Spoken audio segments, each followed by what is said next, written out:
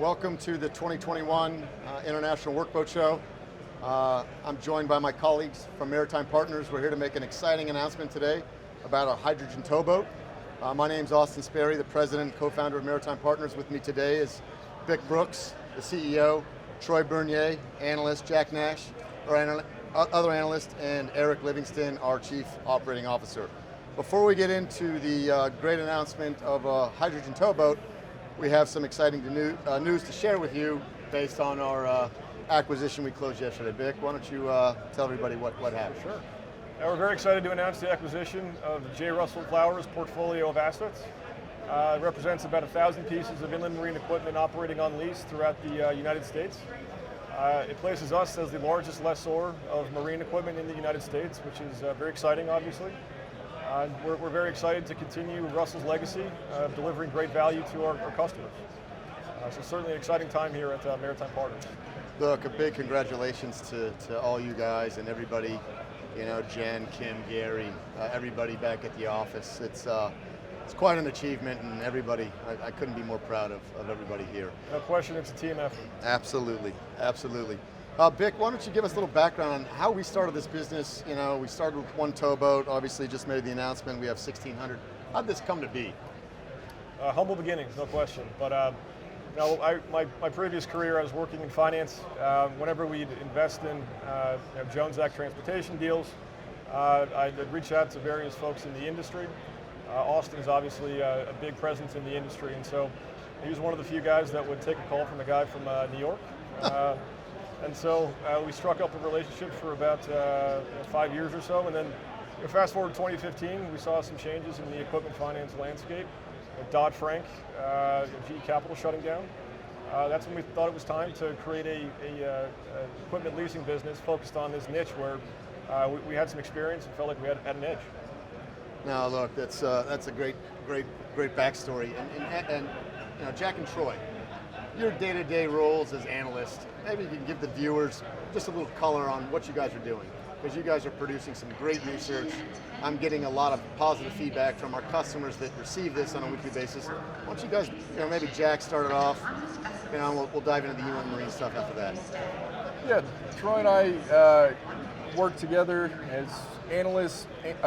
We examine the commodities industries, really focusing on what our vessels move so we can understand how demand trends will change for our vessels ultimately. We also analyze the fundamentals of our industry, specifically keeping up with supply and demand of different vessel types, and try to make sure that we have a comprehensive picture to make proper investment decisions at Maritime Partners. Thanks. Troy? Yeah, and so with that, we analyze a lot of public and private data from government, you know, sources like the EIA, and we put out a weekly report that overviews the supply and demand of the energy markets, especially given the recent COVID-19 pandemic. You know, it's been a volatile market, so you know, we try to give an encompassing picture of those markets to understand what our assets are moving and the long-term demand there. Now, you guys are doing a great job. The feedback I'm getting is first class, so keep up the great work. And Eric joins us. Eric's worked with us for a number of years, recently named Chief Operating Officer of Maritime Partners, which is a great promotion. Congratulations. Thank you. Why don't you give us a little background on your role, how you're looking at the equipment landscape, and what you see kind of for the future as we transition into this hydrogen world with our new towboat. Yeah, thank you. Yeah, I've been in the inland marine industry for almost 25 years now. It's hard to believe it's been that long. Been with Maritime Partners for over 5 years, and very excited about the growth in our fleet. But I'm also very excited about this new hydrogen towboat. Over those 25 years, I've seen a lot of attempts at bringing cleaner fuel into the industry, and the industry has been very hesitant to embrace things. The biggest recent change has been Z-drive towboats, having nothing to do with emissions. LNG is not a good fit for the inland marine industry, but I think that the hydrogen solution, from both a performance and an availability standpoint, is the right one for inland marine, provided that the hydrogen can be created on board. And the solution that we've come up with, E1 Marine, satisfies that need. So looking forward, I think that this new hydrogen towboat from Maritime Partners is going to fit that need. Now look, and I think that's a great segue to what we're here for, and that's the introduction of E1 Marine and the hydrogen-powered towboat. But before we get to the towboat, Vic, Jack and Troy, you guys were the brainchild behind this joint venture that we formed with Ardmore Shipping and Element One. How did that come to be, and what was your thought process on moving our business forward, and how we got to where we are right now? So look, the global shipping industry has been driving to decarbonize itself. It's a huge challenge given the energy requirements for vessels, regardless of application. But the winds of change are blowing, and we want to be at the forefront of that change. As one of the largest owners of marine equipment in the country, we are well positioned to drive that change. And so what we did is we took a blank sheet of paper, laid out all the available alternatives: LNG, methanol, ammonia, compressed hydrogen, biofuels, and what we came up with was methanol as the fuel of choice for our application. It is widely available throughout the river system and the global port infrastructure. It can be distributed in traditional fossil fuel distribution infrastructure, so no need to invest in expensive distribution network, and it's safe. So we chose methanol as our future fuel. We established a network within the methanol industry throughout the country. We quickly got put in touch with a firm called Element One, based in Oregon, which produces a system which converts methanol to hydrogen at the point of consumption. So you solve all the distribution issues associated with compressed hydrogen. And that was a key, right? Because hydrogen, as you say, is the holy grail of energy. But that was the key in this whole thing, was getting that methanol into hydrogen on board the boat, right? Maybe talk about that. Absolutely. What's really important to mention is that methanol actually has more hydrogen in it than compressed hydrogen at 700 bars. So the methanol acts as a great vector, if you will, for hydrogen. And so it solves, the distribution issues that you have with compressed hydrogen. Look, we formed this joint venture about 6-7 months ago now, and while you guys were performing diligence, our office and the whiteboards look like a chemistry project. You know, Jack or Troy, maybe you could kind of elaborate on that, on where we got, what diligence you kind of undertook, and how we got to where we are right now. Yeah, so like Vic said, we started with a blank piece of paper. We really tried to learn as much as we could about the advantages and the drawbacks of the various types of fuels. And throughout this process, we developed a framework of 3 primary criteria that we think gave us a good sense of whether a future fuel was viable or if it wasn't applicable for us. And those criteria were strong emissions benefits, cost competitiveness, and strong performance. If a fuel doesn't tick all of those boxes, then we struggle to see how it'll be adopted. So with that being the case, we were very impressed with hydrogen's emissions benefits, but the challenges with transporting, storing hydrogen increased the cost so significantly that we didn't see compressed hydrogen as a solution moving forward. So yeah, now Jack, or Troy rather, you guys became PhDs in chemistry.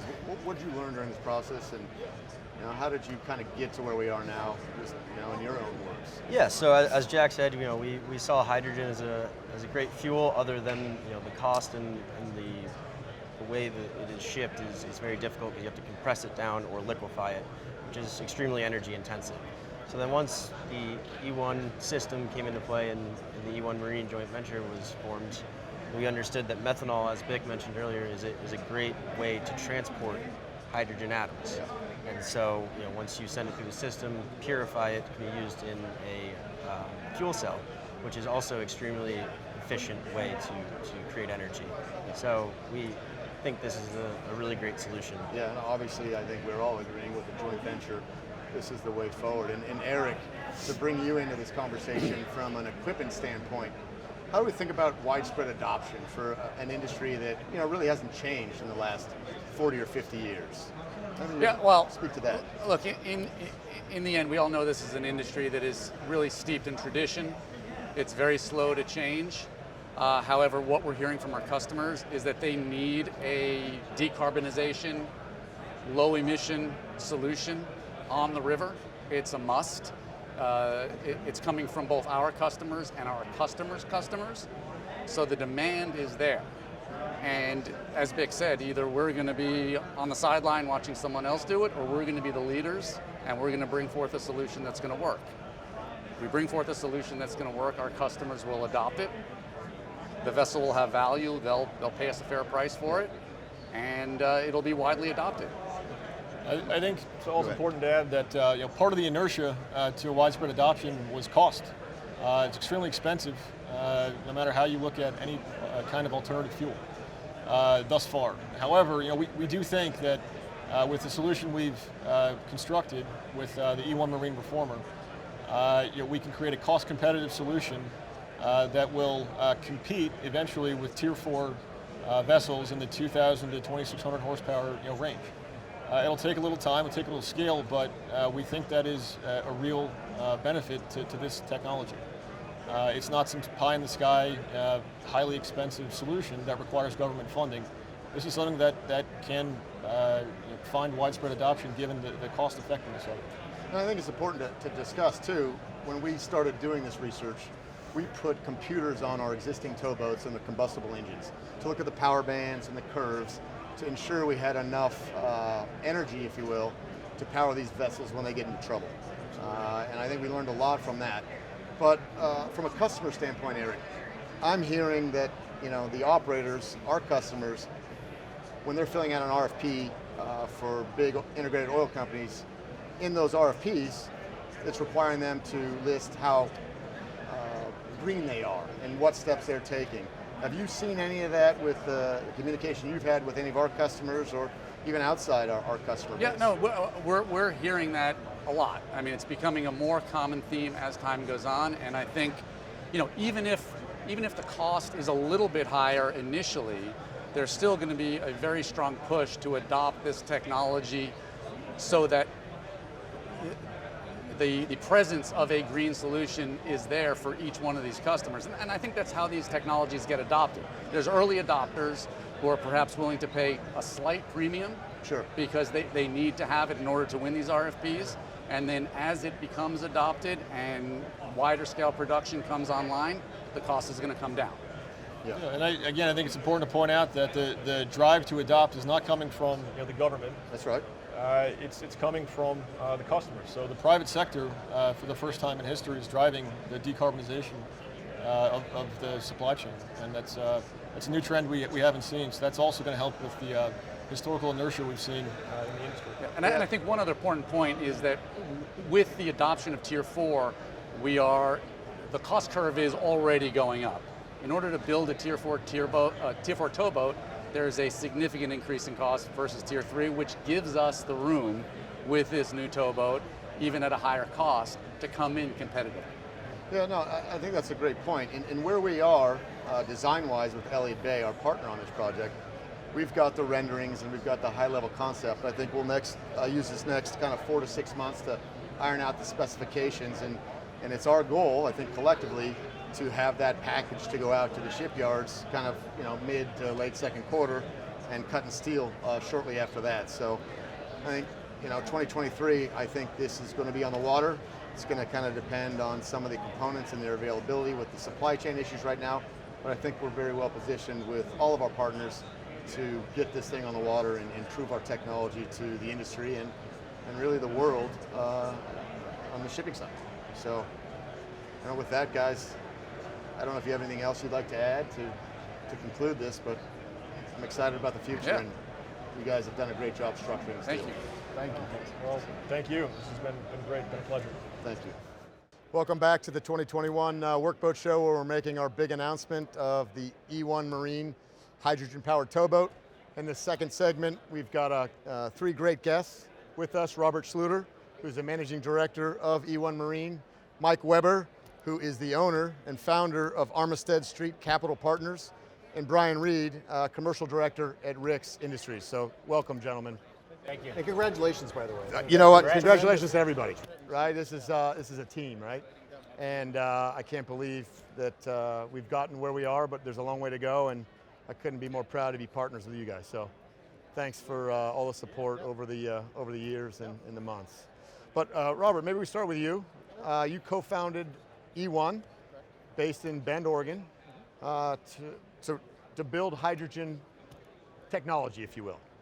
Sure, Why absolutely. don't you tell us? So sure, let me give a little background That'd be here, helpful. but this is technology that's been developing over 30 years, and within E1, essentially, we've gone from bringing this methanol to hydrogen generator technology from small scale, really kind of focused on critical power supplies at the sub 10 kilowatt space, and really extended it and down these larger applications in the mobility space. And that's what we're celebrating with you today, is really kind of the first transition into this megawatt scale type power solution in the marine side. But really excited. Really excited. And, this is a game changer from our perspective. So, Mike, you've been on Wall Street for a number of years, one of the best analysts out there, cover shipping. You're the one that really connected us with E1. Maybe talk a little bit about what you're seeing in the space, how this relationship came to be, and go from there. Well, I mean, maybe first on the origins, it came together very organically, right? So I've known you and Bick for a long time, kind of even probably predating Maritime Partners. Had worked with Element One for a year or two, and then have worked with Ardmore for a long time as well.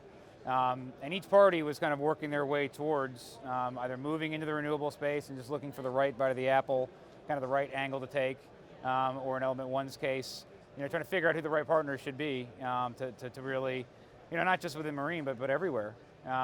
And each entity brings something different to the table that's very complementary. And I think we developed something that's but very organic, but works extremely well. And I think it's really, really well positioned. So we're very excited to even be a small part of it.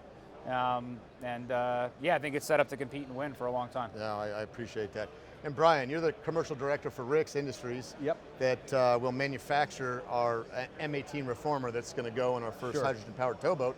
Maybe explain a little bit about that process, how you guys connected with Element One, and where that process stands, and how we think about the future.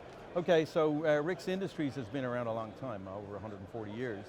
And we've been specializing in gas generation and systems and compressors. But we wanted to grow. We set some pretty ambitious targets, and we wanted to find a technology that was a good fit for us. And we started talking to Element One because we've been playing in the hydrogen space for a while. We see this as a huge opportunity. So that's where we kind of got together. We licensed the technology, and we're now a licensed manufacturer of this technology. We're really happy to support Maritime with anybody, E1 Marine in particular. Good. Robert, maybe you can explain a little bit about the technology, right? We're calling it a hydrogen-powered towboat, but really, we're fueling it with methanol. Correct. So explain how that works. Absolutely, thank you for the question. And so, the industry is looking for a clean power solution by regulation, and just because it's the right thing to do. And fuel cells can provide that power solution. It's very clean, there's no emissions, it's heat, power, and water is what it provides, but it needs hydrogen put in place. But hydrogen has some challenges, and that's where E1 comes in. We basically provided a very easy way to convert methanol and water into hydrogen in real time. Basically, it's the missing link that allows these commercial operators to adopt this clean power technology. And it's economical. I mean, we can talk about that later, but it really just fits the bill because it allows them to actually afford to bring this technology on board the vessel. Yeah, Mike, what you're going to jump in. And it dovetails with what we were just saying in terms of the origins. That I think one of the reasons why this is such an intriguing solution is that it's the aspects of energy transition that's grounded in industrial reality, right? So we're not talking about something extremely high concept that's going to have some huge rate of change or some massive addressable market coming to fruition to kind of hit the kind of growth or the kind of market penetration that we want. We're talking about producing something that's already being produced, augmenting the power system to use a molecule that's already on the river system. This isn't parking a hydrogen truck in every driveway, right? This is here today, right? And it's scalable today. It's cost competitive today. So I think that's one of the reasons why we all kind of gravitated towards this, because we were looking to participate in energy transition and move the ball forward but not in a way that just felt like it was so esoteric or exotic that 20 years from now we'll see. It's here today, right? It's very doable today, which I think is what brought us all together. Yeah, so Brian, on our first towboat, we have right now, Elliott Bay's designed 12 M18 reformers. From your perspective, how close are we ramping up to get those to the shipyard? And where does that stand? And how do you think about, as we continue to ramp and build future boats and make tweaks, how do you meet that demand? Sure. So right now what we're doing is we're really, nailing down that production process. We're moving from small batch demo type systems to really into production mode. So we're developing 2 production lines, the ability to produce 2 of these generators at a time. Essentially, in the next couple of years, we should be into multiple units a month being produced. And obviously as demand grows, we can replicate that, Sure. whether it's domestically or internationally to support international markets. And we can really then meet that call when it comes. That's right. And as we think about the future of our business at E1, I know the M18 is under concept for our boat now, but the M26, because just to help the viewers, our first towboat's going to be in that 2,000 horsepower range, but as you develop that M26, I think that'll open up a whole new set of opportunities on the inland marine side. And how far are we away from that M26 as we sit here today? We're looking at likely to be Q3, Q4 of next year Okay. to where we have a product that we're going to transition to a manufacturer. Yeah. Like Rick's Industries over there is when we'll do that. And it's really about what's the right building block to address the megawatt scale market, both Yeah. in the port and on the vessel. And we think that for when you have the higher megawatt scale requirements, Yeah. the M26 is the right building block for that. Yeah, that's right. And just going back to methanol, Mike, I think you're an expert here. The infrastructure is Yeah. very well mature. And how do we think about, as an operator who's traveling from Houston to New Orleans or to St. Louis, is it available? Yeah, I think that's the key here is that you're talking about a market where you've already got 100 MPTA of production a year, potentially moving to 500 million by 2050. And to use a very scientific term, there's already a shit ton of methanol in the U.S. river system, Yeah. right? So in terms of an incumbent molecular advantage, it's methanol and it's in the inland waterways, right? So when we think about the MB Hydrogen 1 being the tip of the spear, Sure. That's why. If you think about the gating factors behind hydrogen penetrating heavy equipment markets or in transportation, most often than not, it's not the cost of the hydrogen; it's the cost of moving it. Right? Right. It's that $8 to $9 a kilogram it takes to move high pressure hydrogen to the dock. So even if you're producing, blue hydrogen or gray hydrogen at $1 or $2 a kilogram, you're looking at $10 easy, fully loaded at the dock, and that can blow out your economics. When you're looking at, you look at the MV Hydrogen 1, you're taking methanol, which is already there, and water. Yeah. Right. So in terms of kind of solving for those infrastructure issues. And really, it's not just solving for infrastructure issues; it's solving for cost issues, Sure. right? It works. It works today, and especially within the context of the inflation that this space has seen from Subchapter M, and just the increasing cost pressures on new assets. I go back to, again, this is not something that needs 10 years to develop and government funding to develop. Sure. It competes today. At scale production, it competes and wins today, which is it's the only marine application that we can find, and the only one of the handful of mobility applications that we can find where that's true today, with no ancillary support, with no government subsidy, with no pushing or prodding whatsoever.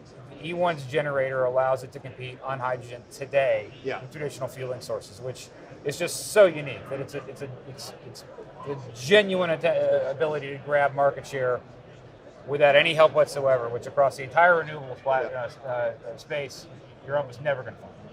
And you're addressing the OPEX side of it from the cost Yeah. per kilogram, right? But from the CAPEX side, Yeah. the cost of storing a compressed hydrogen on board the vessel, even if it's tenable, if Right. it meets the range requirements of Right. the vessel, is extremely expensive. That's correct. This is just storing a liquid feedstock. It's just like what they're doing today. Yeah, and talking about cost and overhauls and maintenance, how would we think about the time before overhauls or the downtime of Hydrogen 1 versus a traditional, 2,000 horsepower combustible engine towboat? So really, when you talk about downtime, it really depends on the application, the amount of run hours Sure. it gets. But I would look at this as every 2 to 3 years, depending on the hours of operation on it. But at the end of the day, this is a very simple system. There's very few moving parts. Yeah. literally 6 moving parts in that system versus a couple thousand you have in an internal combustion engine. Yeah. And the fuel cell is similar, very few moving parts.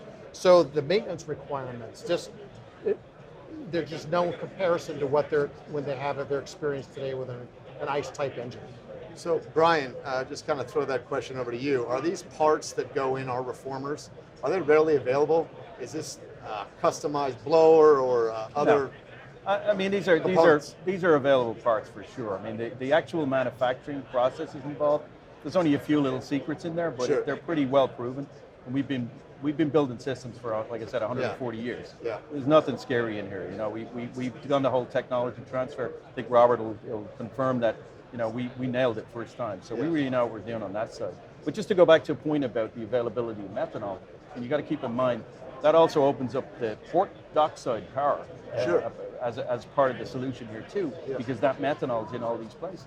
So this doesn't just end on the water. I mean, this has got a lot to offer. Go ahead, Mike. To support that, you know, it was a few right after E1 Marine was formed. You had Maersk come out and adopt methanol formally as their primary mode of transportation for their next gen large-scale container ships, right? So in terms of the momentum behind methanol as the hydrogen carrier of choice, if you will, for industrialized activities, especially, you know, certainly blue water, and I think heavy equipment. You know, the momentum since we formed E1 Marine has been incredible.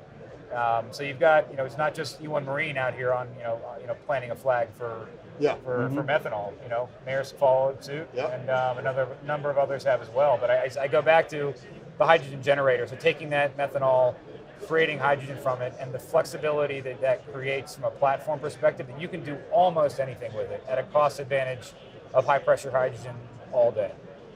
That's interesting. Looking at the other applications for a reformer, I know we've talked about reefer containers. You know, Mike, you've covered international shipping for a very long time.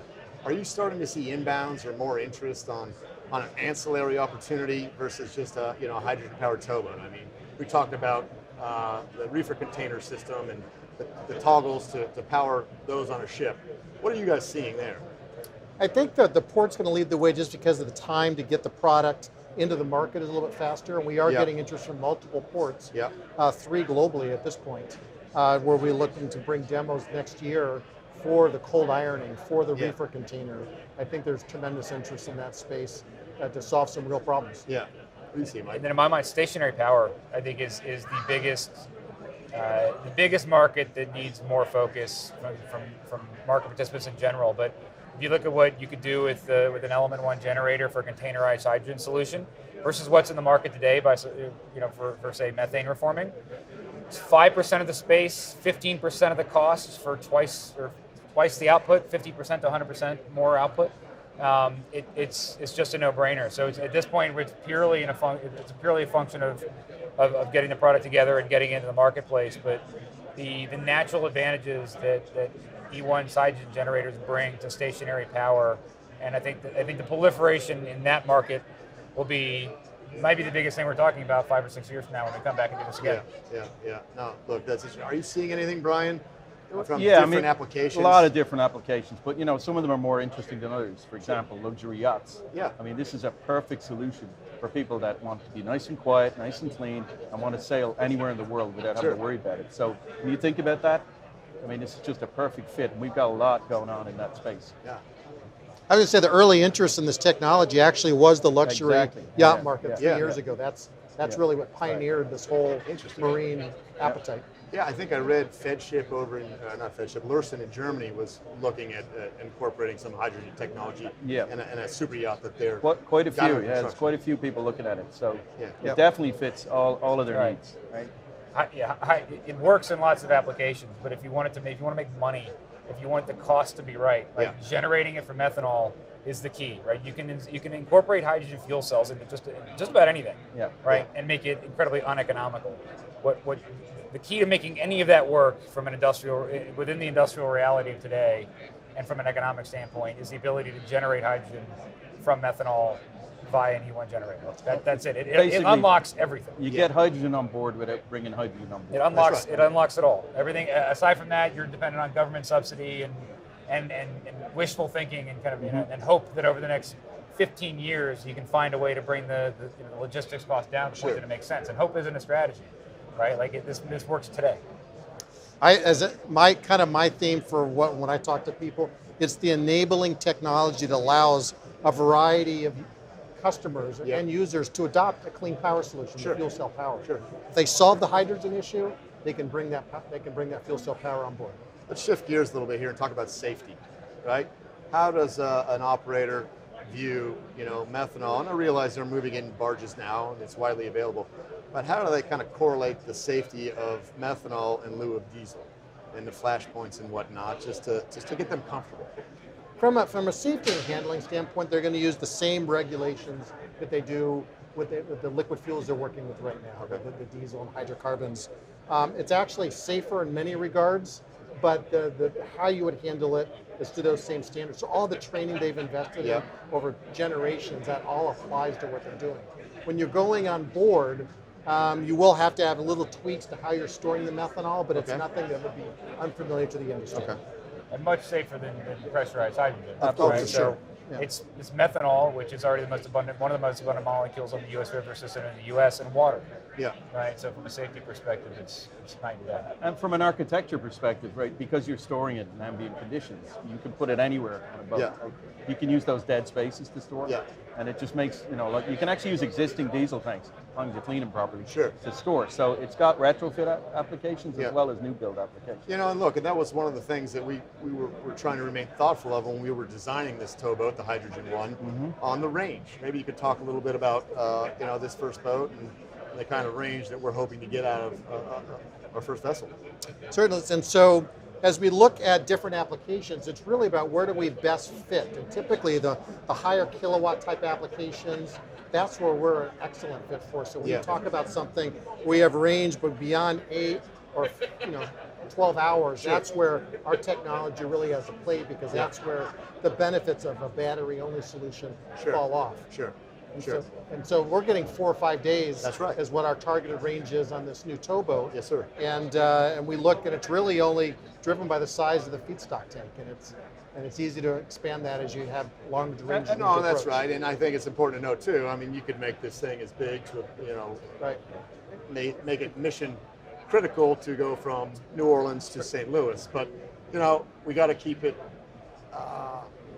similar to what the industry is used to now, and we don't want to come out too radical. It's modular, right? You can scale it to the degree necessary, which is what's so flexible. And it's also not a single solution. I mean, you can use a battery hybrid system. You can use it as range extenders. So, I mean, there's multiple opportunities to use this. It doesn't have to be the only thing that's on there, right? So I think it has a lot of flexibility there, and it's so scalable that you can use it at GPU levels if you need to.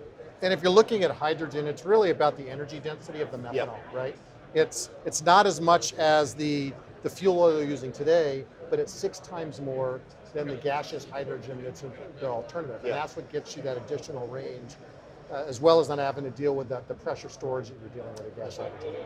Mike, are you seeing a lot of the international shipping companies that you cover outside of maybe Maersk, we already talked about them, wanting to adopt this technology, and when do you think they take the lead? Absolutely. I think first and foremost, Ardmore needs some credit for, among the international owners, being organized in terms of their approach to not just rubbernecking and doing some work and looking at fuels, but to put capital behind it, to organize it as Ardmore Ventures, and I've covered public entities for 15, 20 years. Like, that takes a lot internally to get the buy-in to ring fence something like that and say we're going to go outside of our fairway, but this doesn't just command part of our attention. This commands, at least for some of us, all of our attention. We really need to focus on it.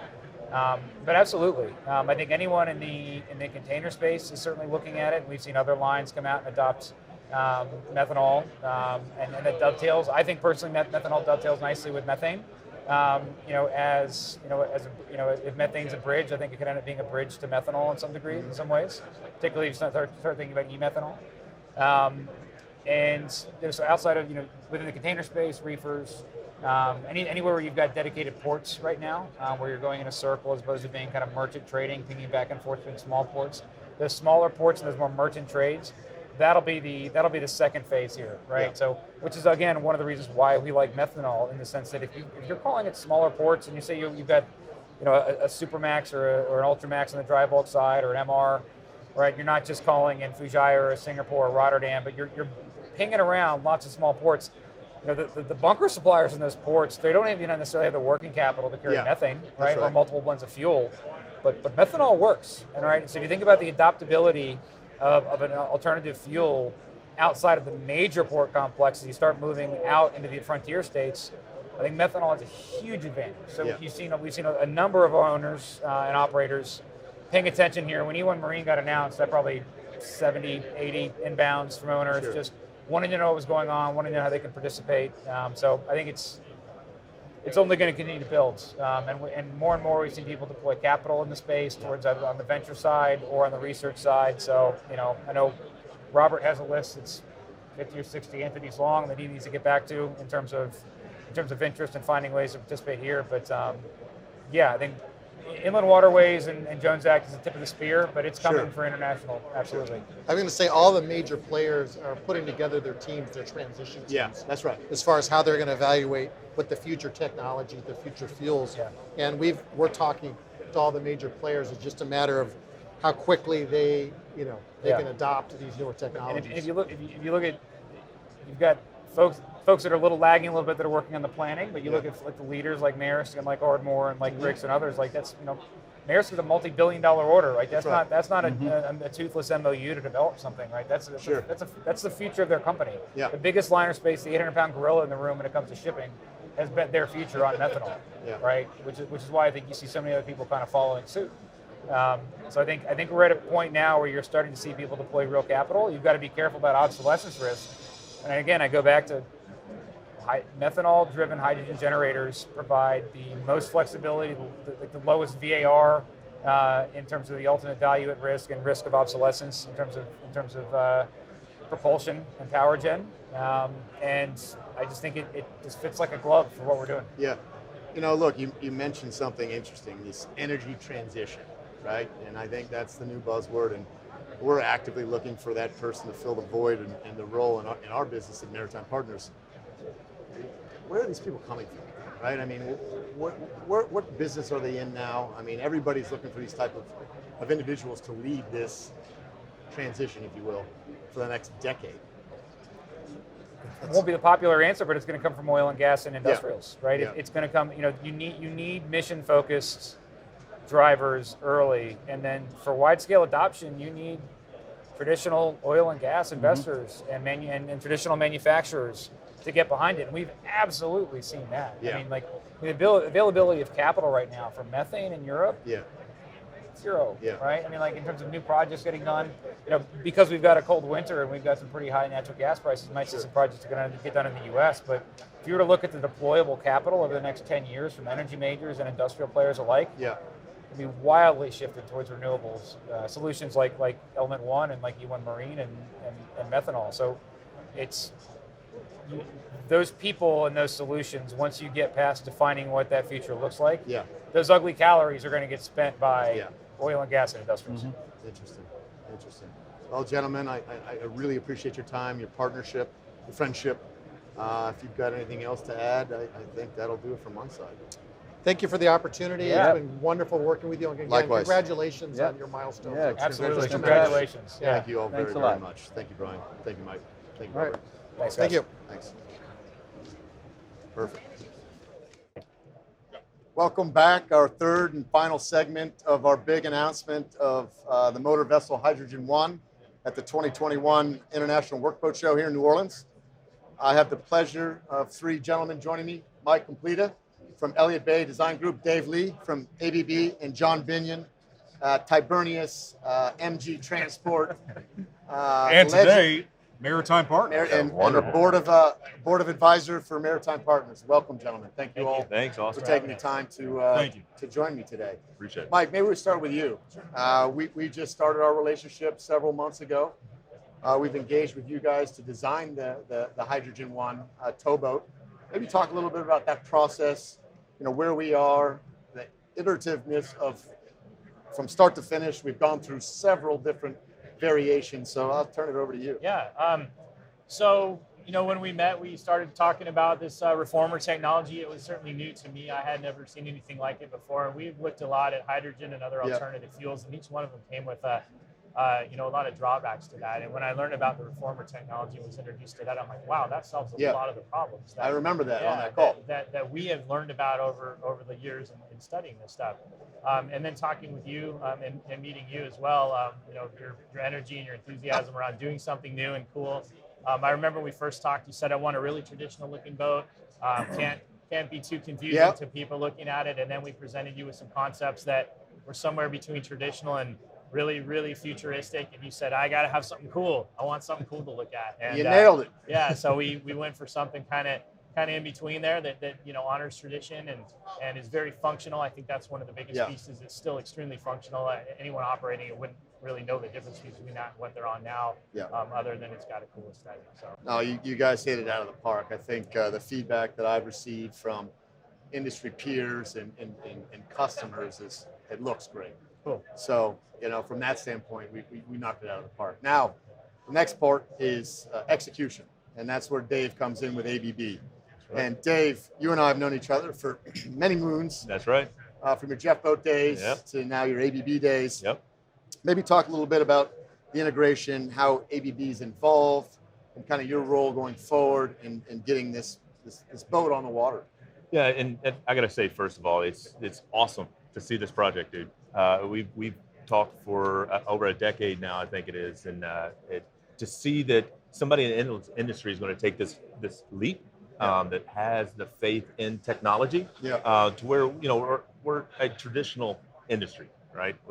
We don't like change, just like the boat design. We keep it the same. Yep. Bulwark's the same, everything. We can't change any of that, but this is a big leap. And really what we're finding in industry, not only here in the US, but around the world, everybody's grasping for what's the right solution for them. Talk to everybody about hydrogen and fuel cells, and one day that will be the leader in the technology. We can't put an all battery towboat into the inland industry because we don't know where it's going to be from day one to day two, right? This enables us to have that technology that's going to get us to the next step that we need to be in this industry, which is we have to clean this industry up. Yeah. We just have to. And we're using something like methanol that we all move anyway. Back in my old ASBL days, I was selling this stuff all the time. So what's really cool is we now have the reformer technology, the fuel cell technology, the batteries, and bring it all together and really making a boat that's going to work, that's going to be this next step for the industry. And we're really excited. And what we're going to do at ABB is we're going to take all those different sources.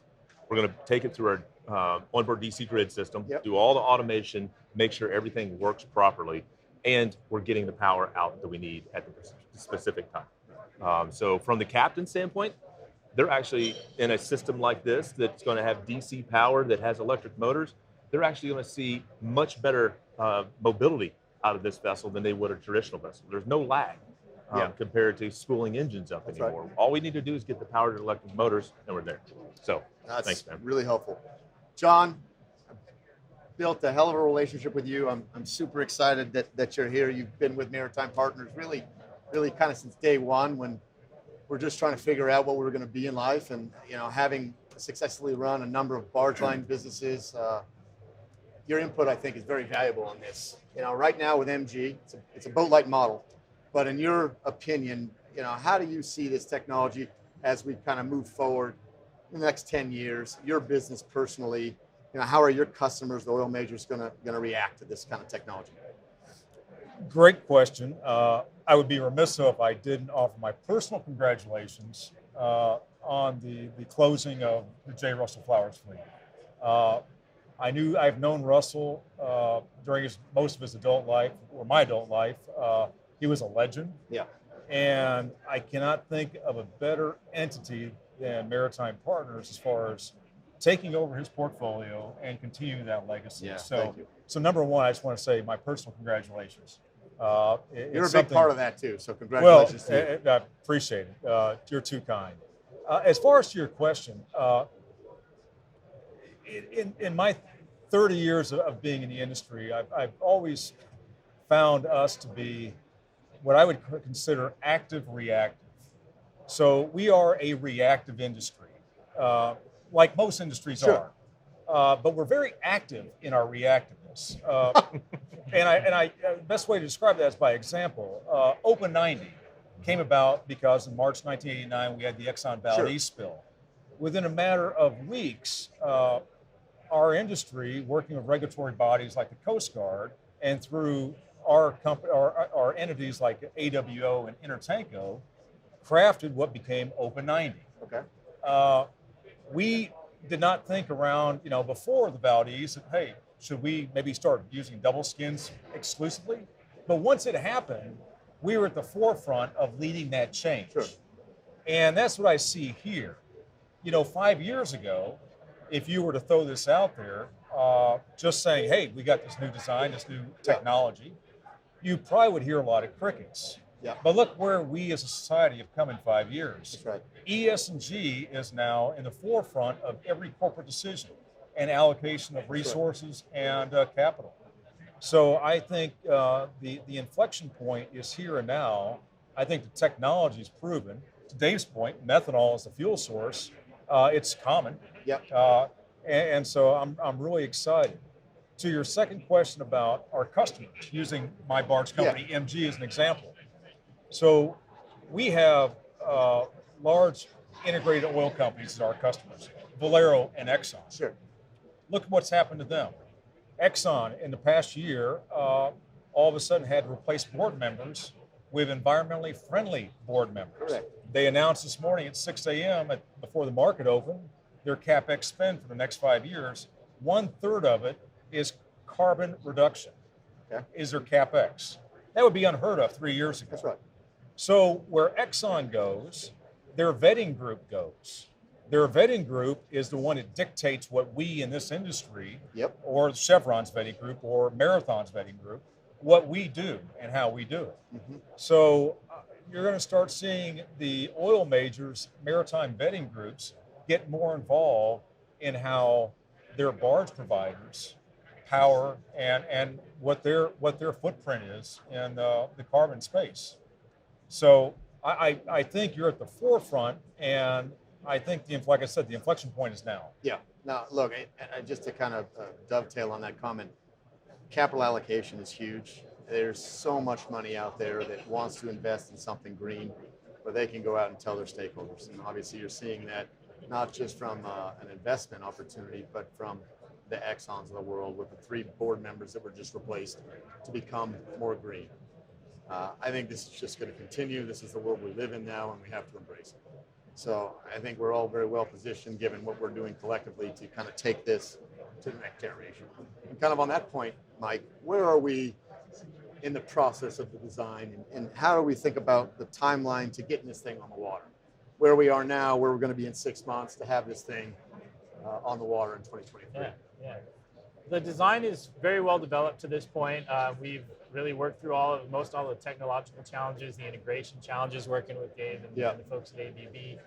We've got the right weight balance, the right tankage, the right volume, all the things there, the layout, all the pieces that go into the boat.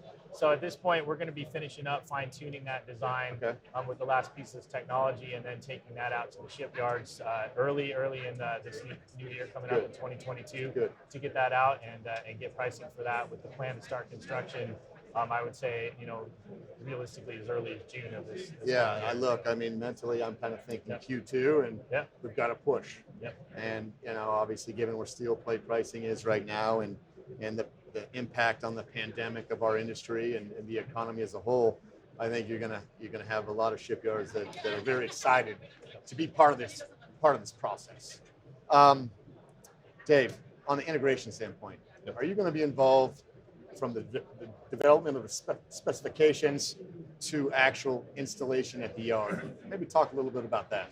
Yeah, and it's really important that, and you and I started talking about this, I can't even remember how many months ago, right? It's really important that as the full system integrator, we're involved as early as possible with the naval architect at the same time. A lot of what we do, whether it's batteries or reformers or any of that, it's replacing a lot of what used to be weight and diesel. Yeah. And so we need to be very mindful of that as we start placing them throughout the boat itself. And so definitely been involved with Mike quite a bit over the last couple months. That will continue, as well as the yard side. And when it does go out to tender, we are heavily involved with every single one of them at that time, because this is new. Yeah, that's right. It's something they've never seen before. And with other projects, I've had 100+ questions come in from all the various yards, because these are new things happening. Right. And so we stay involved all the way through the process, all the way through the shipyard. I tell people all the time, we put more site management in our offers, because with something new like this, it's going to be needed. And I think Mike would agree with me completely at how a boat was built compared to now. The hull's not going to change a lot. No. The hull, everything inside is changing at that point in time. And really, if you look at the rendering of the boat itself and you see how large these systems are, it's not going to be the house and the joinery, and that the majority of what you're finishing out is going to be how to fit all these pieces of equipment in and the interconnection. Yeah. So, and we're here, as you know, for that entire process. So those components, if you will, are those readily available? Are you guys manufacturing or just assembling everything together off-site and bringing it to the shipyard to incorporate into the towboat? Or is that something you build on site at the shipyard? How do we think about that? Yeah, so all the components will be built. They're ready to go. Our onboard DC grid is actually even tested at the factory. Okay. It comes in as, depending on how we end up with the final arrangement of it, it'll come in as big panel boards that are just set directly in, ready to be wired up, ready to be piped in, ready to go. Same thing with the reformers. They're a nice.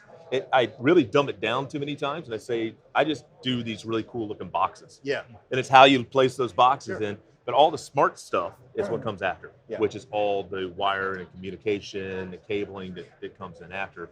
But yeah, to your point, they are pre-assembled, ready to go. Yeah. And it's something that has been done for years. And yeah, I'll go back to the simplest form of what we're doing here in diesel electric.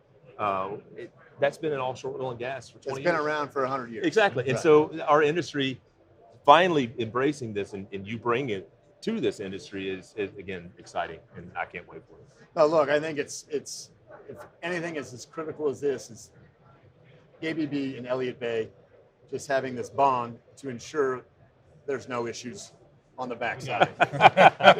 And John too at MG now, right? Again, boat-like model. You outsource all the horsepower. Are you starting to push on your vendors that are moving your barges? We don't need to name names, to become more green, or to show your customers, the Exxons or Marathons, you're doing your part? So we specifically know, but we see the winds have changed. Yeah. They're shifting. When we talk to Exxon, when we talk to Marathon, Valero, these are all of a sudden new bullet points that are popping up in discussions. So it is a matter of time, and we make sure to work with our horsepower vendors to keep them up to date on what the expectations that we have, which are really the expectations of an Exxon or a Valero. I think what makes it easier, once again, I go back to the fact that if you rolled this out 5 years ago, it might have been a little bit more difficult. Agreed. I think another reason why it's a lot easier today is you are piggybacking on top of Subchapter M. Yeah. Subchapter M is in its final implementation phase. That's right. I think it ends, or you have 100% compliance by next year, I believe. Yeah, next June, July, yeah. And so by having that, it makes integration of new capital allocation easier, because there's a uniform playbook for all the operators that they've gotten used to. Yeah. So then if you have regulatory bodies that say, okay, now operators, we want 20% of your fleet to be powered by a carbon neutral source, there's a consistent common playbook with Subchapter M that they can just add this module on top of in a regulatory way, and everybody speaks the same language. Yes. So I think that is going to be very helpful for the industry, very helpful for what you guys are trying to do, launching this initial platform. Sure. No, look, I think that's actually a great segue to how can we make this vessel as easy to operate as we possibly can, maintenance-free for the operators, right? How do we do that, Dave and Mike? Start with the mechanics. Yeah, I mean, the one thing that we are really changing on the overall, the macro view, right, is I love engines. Sure. I'm an old farm boy. I ride around tractors all the time, right? But there's explosions. Those are controlled explosions inside engines that we're creating power with. They requires a lot of maintenance. You know, anybody that runs boats knows engine maintenance is tied to the boat. Everything's going to break. That's right. So in electrical system, what we do is we change that philosophy. And all we're doing now is we're transporting stuff through pipes, Yep. transporting it into a fuel cell that has very few moving parts, going to an electric motor. And me coming out of the chemical industry at the beginning of my career, electric motors just run. Yeah. If you maintain them properly, grease them correctly, they just want to run. There's no explosion in there that's creating the power. So a boat like this, the reliability goes really through the roof. Yeah. Compared to our traditional boats we look at today. And then we have all this new added cool stuff on the automation where we can do remote diagnostics. So if there's something going on, we have systems in place that we get flagged in Miramar, or in Singapore, or wherever we're monitoring your vessel from. So sometimes we know there's a problem before you would know there's a problem. And then the one thing I'll end with, and I'll hand it over to Mike, is the redundancy that you have in these systems. That's where I was going to go next. I mean, geez, man, you have 2 engines and a house gen running all the time in a traditional boat. If you say you lose one reformer, you lose one fuel cell, you still have multiples for power afterwards. And me coming out of the inland towboat industry, the most important thing, you're pushing a 230,000 barrel unit tow in, they need a tender. And they need a tender on time. And if you lose a genset today, you have to pull over, you got to wait. Yeah. And so this technology is really going to bring another layer of reliability, and just because of all the redundancy on the vessel itself. So, Thanks, Dave. Yeah. And I'll build on that and say, you know, obviously the propulsion is all new, or at least the power generation is all new, but there's a lot of really traditional features. We worked really hard to develop a design that will still feel, even though it looks pretty cool and futuristic, it's going to have the same feel to the operators. You know, most of the operational aspects of it are going to be what they're used to. We've made the boat just a little bit wider than traditional to spread out the propeller, so they've got more advanced control there. We put the Z drive, the L drive thrusters on there to maximize control. So really bringing the future and, you know, bringing all of those modern technology together in a simple, easy to operate package that the operators will be familiar with. Oh, look, that's great. And when things do break, because we know everything breaks on these boats and these machineries, how readily available are, you know, parts from, you know, ABB or your side of the equation? And the nice thing is we're the manufacturer of the equipment that we installed for the most part. So for our drives, whether it be cards, filters, any of those types, they're readily available. The same technology is used in plants, in some of the same plants you're going to, chemical plants or so forth. So those parts are readily available. In ABB, one of the things we do great is service. We understand that if you sell a product, the way you're going to sell it again is do good service the first time out. So having that service network that we reach out to if anything does go wrong. And again, having the remote diagnostics, a lot of times we already know what the problem is before we show up. So we can show up with the part, ready to go, switch it out, get you back going as quick as possible.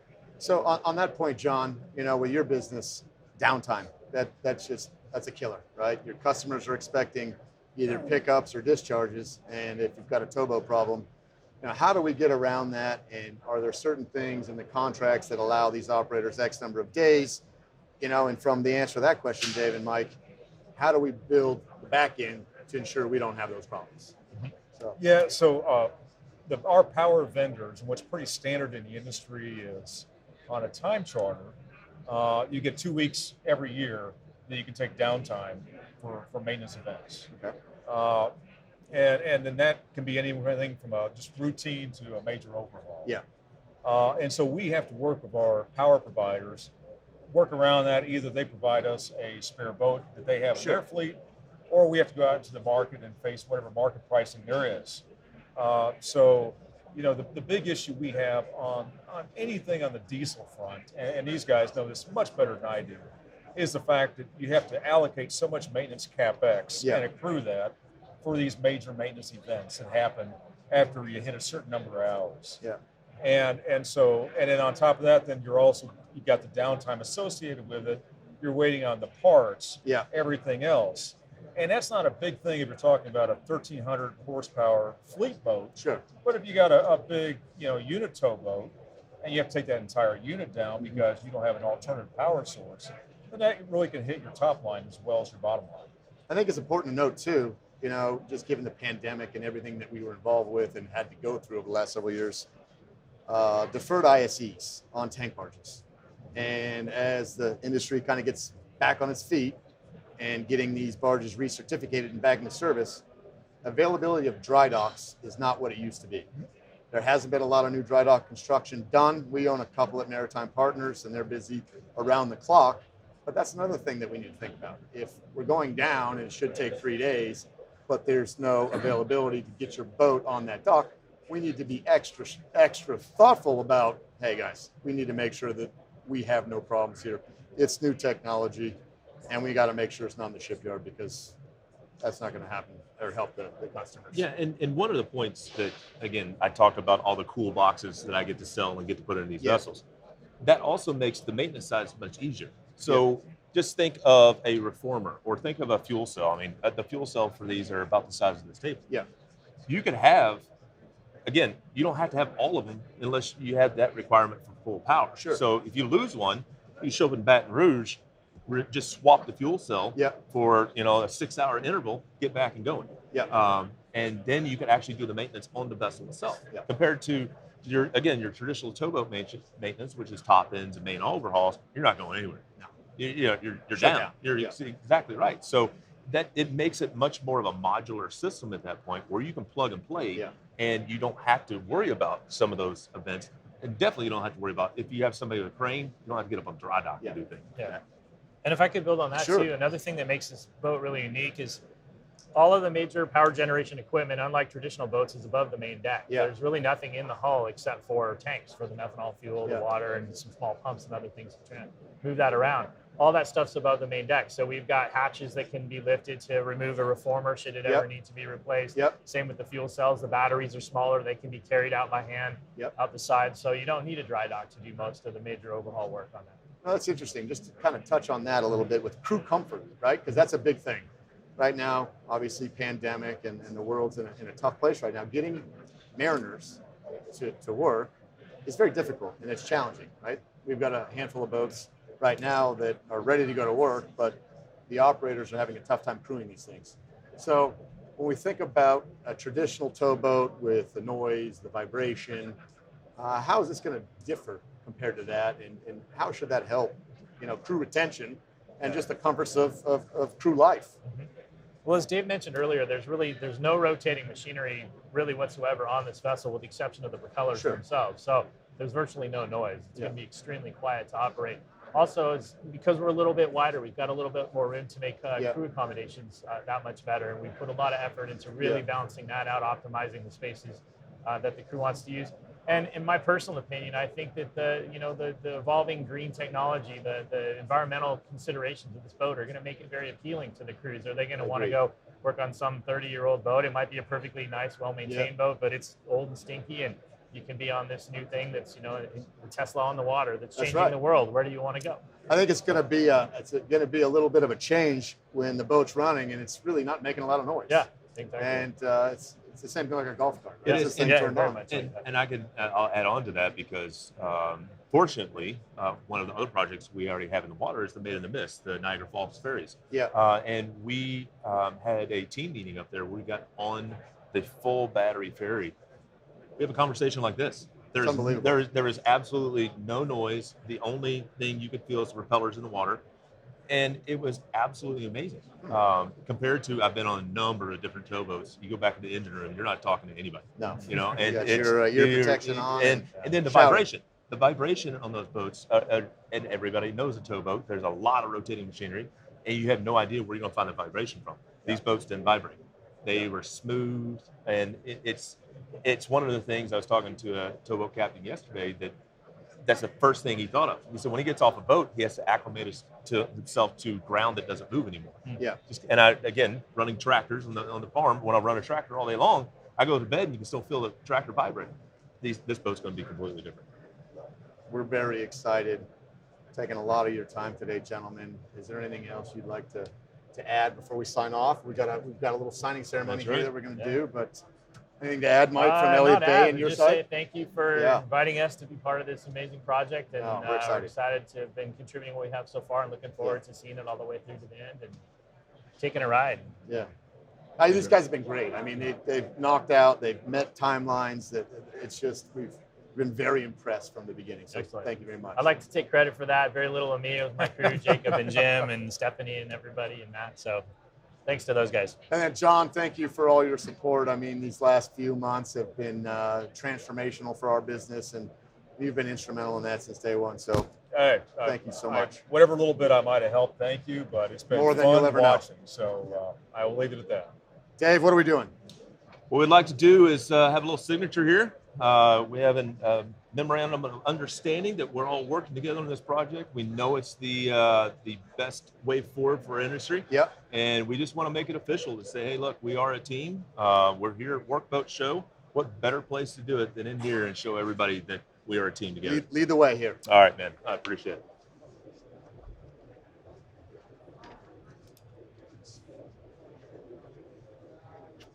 Perfect. Sign right there, my friend. Perfect. And then Mike, if you don't mind. I think it was this page, right? Yep. Right back. You sign right there. There. And after that, We'll circle up the rest of the that's signature. right. But we're in the books, my friend. All right. Thank you, gentlemen. Thanks, man. Congratulations. Appreciate it. Thank you. Yeah, thanks so much. Congrats. Yeah, thank you. Thanks, John, for everything. Congratulations. Thank you. Thank you. Stim. Thanks for joining this live broadcast. We're very excited, obviously, to announce the motor vessel Hydrogen One, and we can't wait to get it to the market and show you what this technology can do with all these very smart people and partners. Thank you very much, everybody. Have a great day and a great weekend.